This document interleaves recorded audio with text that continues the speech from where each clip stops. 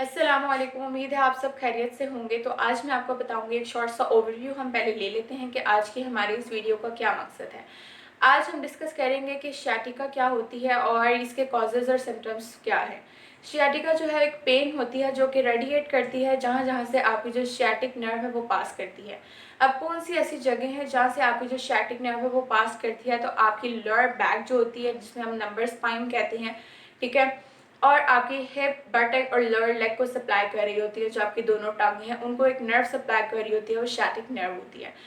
अब वो पेशेंट्स जो कि जिनकी जो डिस्क होती है वो हर्निएटेड होती है, या जिनका जो स्पाइन होता है उन पे बोन स्पर्स फॉर्मेशन होती है, मीन्स उनकी जो बोन होती है वो ओवर ग्रोथ कर जाती है, या जिनकी जो स्पाइन होती है उनमें स्टेनोसिस हो जाता है, मीन्स जिनकी जो स्पाइन है वो नैरो हो जाती है, उन पेशेंट्स में जो शियाटिक पेन है वो बहुत नॉर्मल होती है, मीन्स उनमें जो शियाटिक पेन है वो अकर होती है। तो क्या क्या इसके ये तो हो गए कि उन किन पेशेंट्स में हो गई। वो ये कह रहा है कि हमारे पास जो शियाटिक पेन के सिम्टम्स होते हैं ना वो वैरी करते हैं पर्सन टू पर्सन। किसी के जो होते हैं वो मॉडरेट होते हैं, किसी के बहुत सवेयर होते हैं। तो ट्रीटमेंट का अगर हम बात करें, एक शॉर्ट सा ओवरव्यू है, तो अगर हम ट्रीटमेंट का बात करें तो कुछ जो पेशेंट्स होते हैं ना वो बगैर ट्रीटमेंट के ही ठीक हो जाते हैं, मीन्स रेगुलर एक्सरसाइजेस वगैरह। लेकिन कुछ जो पेशेंट्स होते हैं उनके जो सिम्टम्स होते हैं वो बहुत ज़्यादा होते हैं, सिवियर किस्म के होते हैं, जिसकी वजह से उनको बगैर किसी मतलब एक्सरसाइजेस के कोई मतलब इलाज नहीं हो सकता। इस वजह से हम उनको सर्जरी रिकमेंड करते हैं। So let us discuss what are the symptom of the sciatic pain. तो जो सिम्टम्स होते हैं ना वो वेरी करते हैं पर्सन टू पर्सन। किसी को माइल्ड किस्म के होते हैं, किसी को बहुत शार्प किस्म के होते हैं, या अगर एक ही हम बंदे की बात कर लें तो पहले उसके सिम्टम्स जो थे वो माइल्ड थे, लेकिन सडनली क्या हुआ कि उसके जो सिम्टम्स है वो बहुत शार्प हो गए। अब ऐसे क्या सिम्टम्स हैं जो शियाटिक पेन कॉज करती हैं। पेशेंट जो होता है ना वो फील करता है, बर्निंग सेंसेशंस उसको फील होती हैं। अगर उसको पेन एक टांग में है तो उसकी जो दूसरी टांग है उसमें नमनेस हो जाती है, मीन्स उसकी जो दूसरी टांग है या पाँव है वो सूज जाता है। वो पेशेंट फील करता है कि उसको इलेक्ट्रिक शॉक्स दिए जा रहे हैं, उसको जर्क फील होता है उन पेशेंट्स को जिनके अंदर शियाटिक पेन होती है। तो ये कुछ सिम्टम्स है जो पेशेंट फील करता है ऑफ द शियाटिक पेन। अब पेशेंट डॉक्टर के पास कब जा सकता है? जब उसको फील हो कि उसकी जो टांग की पेन है वो एक हफ्ते से ज़्यादा हो गई है लेकिन ठीक नहीं हो रहा, उसकी जो सूजन है वो बढ़ गई है, वो ठीक नहीं हो रही है, और जब उसको ये महसूस हो कि उसके जो टांग के मसल्स हैं वो वीकेंड हो गए हैं, तो उसको चाहिए कि वो डॉक्टर के पास जाए और अपना जो वेल प्लान ट्रीटमेंट होता है वो करवाए।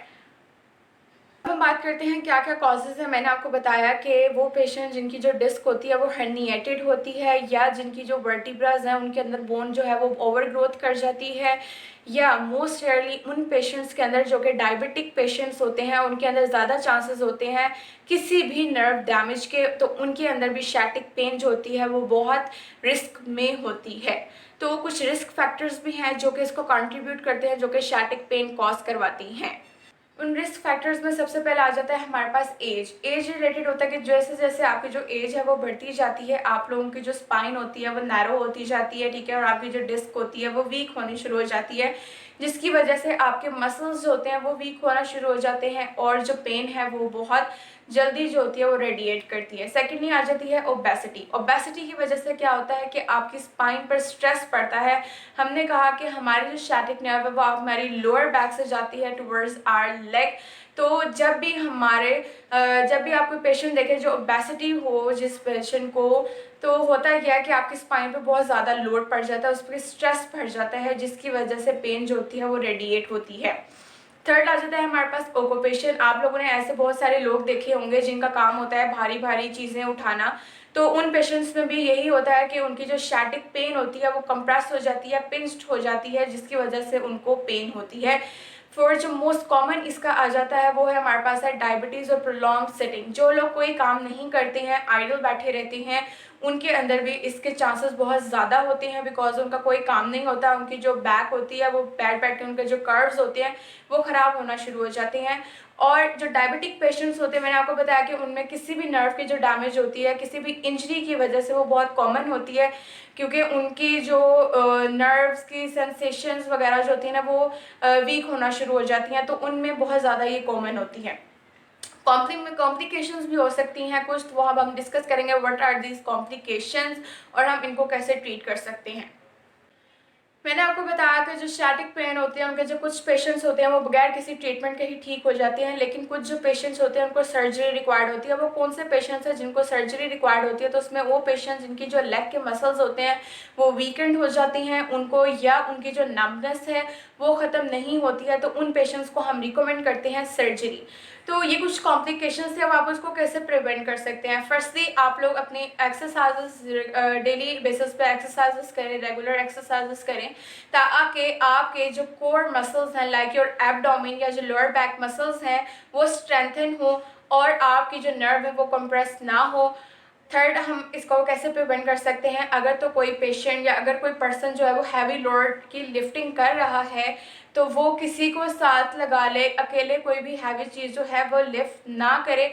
अगर तो वो खुद से ही हैवी चीज़ लिफ्ट कर रहा है तो अपनी लोअर बॉडी या लोअर एक्सट्रीमिटीज़ को भी यूज़ करे, not just your upper part. और इसके अलावा वो लोग जो ज़्यादा देर खड़े होते हैं उनको चाहिए कि वो अपनी एक टांग को टाइम टू टाइम किसी स्मॉल बॉक्स या कोई भी ऐसी चेयर या स्टूल का यूज़ कर ले, वहाँ प्लेस करता रहे, ताकि उसके जो नॉर्मल स्पाइन के कर्व्स हैं वो नॉर्मल रहे और उसकी जो स्टैटिक नर्व है वो कंप्रेस ना हो।